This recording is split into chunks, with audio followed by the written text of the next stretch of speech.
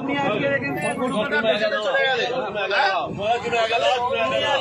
বেচে দিয়ে চলে গেলে, তুমি আজকে মালগুলো বেচে দিয়ে চলে গেলে, আমাদের মুসলিম ভাইরা কিনলো, কিনে রাস্তায় খারাপ করে থাকলো, তোমরা নিয়ে চলে যাও।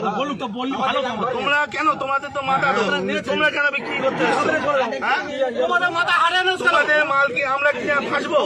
মাথা বেশি দিবে, তোমরা চলে যাও। ভালো কথাই বলছি, হাট এখন বন্ধ হয়, তোমরা চলে যাও। কেউ একটা ভালো কথা বলো, এনাদের কেউ একটা কিন্তু কোনো কথা বলবে না। উপরে বলুক, উপরে বলতে বলো, করে খাই, আমরাও করে খাই।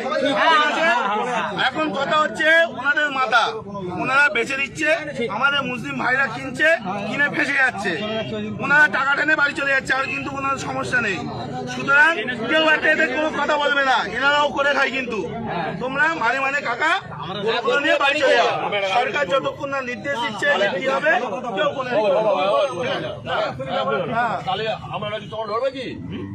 আমাদের সাথে রাখতে হবে।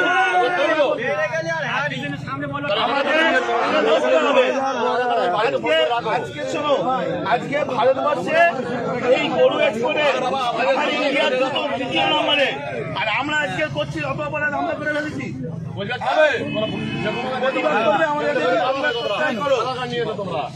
আমাদের সাথে প্রতিবাদ করলে থাকো, না হলে থেকো না।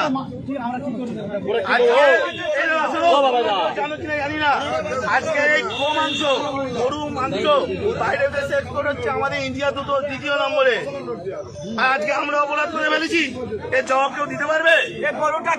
সুতরাং টাকা নাম বলো, সঞ্জয়